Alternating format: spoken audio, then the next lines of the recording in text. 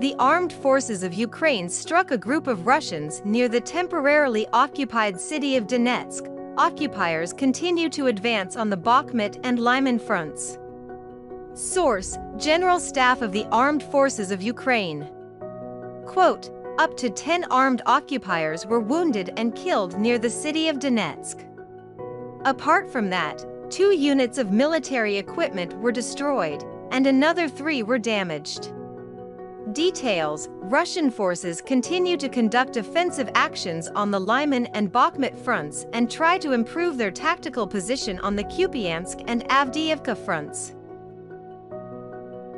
On the Volyn, Politia, Syvershchina and Slobozhenskina fronts, there is no significant change in the situation. There are no signs of formation of Russian offensive groups. On the Syvershchina and Slobozhenskina fronts, Russian army attacked the areas of the settlements of Semenivka and Zalizny Mist in Chernihiv Oblast, Zapsilia and Velika Rybitsia in Sumy Oblast and Morakovets, Ternova, Staritsia, Vovchansk, Bachkov, Chuhunivka and Zarabinka in Kharkiv Oblast. On the Kupiansk front, the invaders fired near the settlements of Kamyanka, Dvorikna, Vilshenka, Kupiansk, Kotlyarivka and Tabaivka in Kharkiv Oblast and Novoselivsk and Stelmakivka in Luhansk Oblast. On the Lyman front, Russian forces shelled Nevsk and Dybrova in Luhansk Oblast and Chervenopopivka and Torsky in Donetsk Oblast. On the Bakhmut front, the areas of the settlements of Spern, Berestov, Soldar, Bakhmutsk, Pidharan, Bakhmut, Koshchentinivka, Bila Ora, Kurdyamivka, Druzhba, Maersk and Nyo-York in Donetsk Oblast were damaged by Russian attacks. On the Avdiivka front, Vasil, Avdiivka, Nevelsk, Marinka and Novomykhailivka in Donetsk Oblast came under fire. On the Novopavlivka front, the Russians fired on Volodar, Prikostivka and Vermivka in Donetsk Oblast. On the Zaporizhia front, the invaders attacked the areas in and around the settlements of Temirivka, Huliapol, Dorozhnyenka, Novoandrivka, Stepov, Kamyansk and Stepnohursk in Zaporizhia Oblast and Nikopol and Primysk in Dnipropetrovsk Oblast. On the Kherson front, civilian infrastructure facilities in the settlement of Kochkarivka in Kherson Oblast and the city of Kherson were damaged by Russian attacks from multiple launch rocket systems. Over the past 24 hours, the Russian invaders launched 16 airstrikes, 15 of which hit civilian infrastructure. In particular, occupiers used 8 Shahed-136 UAVs, and all of them were shot down. Apart from that, invaders launched 17 attacks from multiple launch rocket systems. Civilians died in the Russian occupiers' artillery shelling of peaceful settlements. Ukrainian Defense Forces aircraft struck areas of concentration of Russian occupying forces 5 times. Moreover, during this day, a Russian reconnaissance Orlan-10 UAV was shot down. In addition, rocket forces and artillery units struck 6 clusters of Russian manpower and military equipment, 5 ammunition storage points, and a radar station.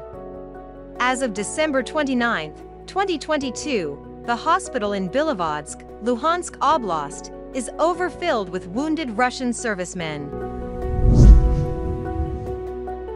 The administration of U.S. President Joe Biden is considering donating to Ukraine some of the U.S. Army's redundant M2 infantry fighting vehicles, Bloomberg reported.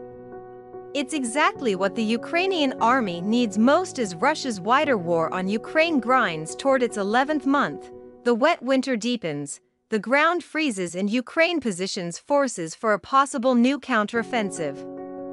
The 25-ton M2, produced by BAE Systems, is an infantry fighting vehicle.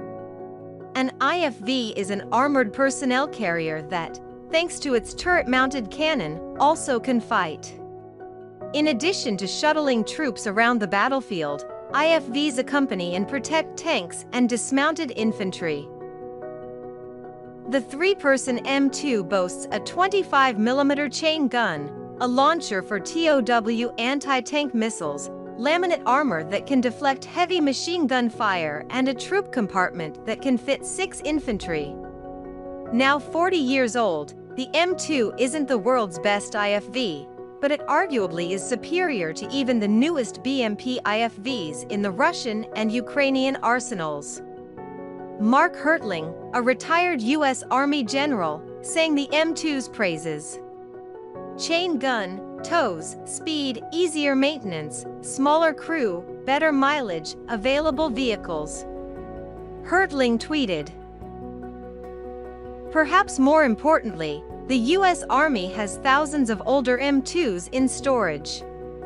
Even a few hundred of them significantly would improve the Ukrainian Army's offensive combat power. The Ukrainians didn't have enough IFVs when the Russians attacked back in February. Nearly a year later, the IFV shortfall is even greater. Each of the Ukrainian Army and Marine Corps' roughly 3 dozen heavy brigades requires 100 or more infantry fighting vehicles. Starting with the pre-war arsenal, subtracting combat losses and adding BMPs the Ukrainians have captured from the Russians, the Ukrainians today possess a couple thousand BMPs. But that's too few to equip all of their heavy brigades, to say nothing of also bulking up the 2 dozen local territorial brigades that increasingly are participating in Ukraine's offensive campaigns. Despite the shortfall, Ukraine's NATO allies have donated just a few hundred IFVs, all of them old BMPs. Ukraine hasn't received a single non-Soviet IFV from the United States, the United Kingdom, Germany, or any other ally.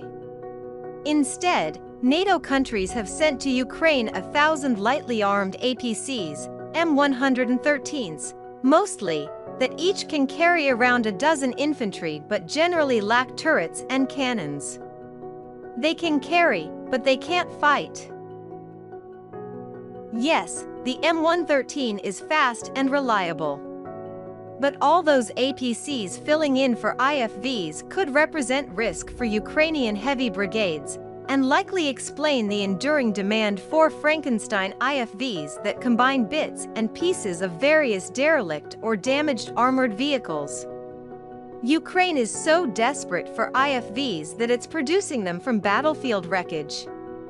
More than fighter jets, more than the tanks, arguably more than even artillery, Ukraine needs IFVs in order to maintain its offensive posture into the war's second year. The United States finally is considering providing them. North Korea fired 3 short-range ballistic missiles toward its eastern waters in its latest weapons display on Saturday, a day after rival South Korea launched a solid-fueled rocket as part of its efforts to build a space-based surveillance capability to better monitor the North. Tensions between the rival Koreas rose earlier this week when South Korea accused North Korea of flying 5 drones across the rival's tense border for the first time in 5 years and responded by sending its own drones toward the north.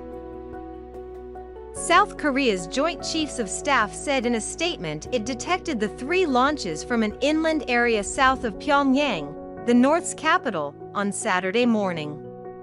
It said the 3 missiles traveled about 350 kilometers before landing in the waters between the Korean peninsula and Japan. The estimated range suggests the missiles tested target South Korea. The Joint Chiefs of Staff called the launches a grave provocation that undermines international peace. It said South Korea closely monitors North Korean moves in coordination with the United States and maintains a readiness to overwhelmingly deter any provocation by North Korea.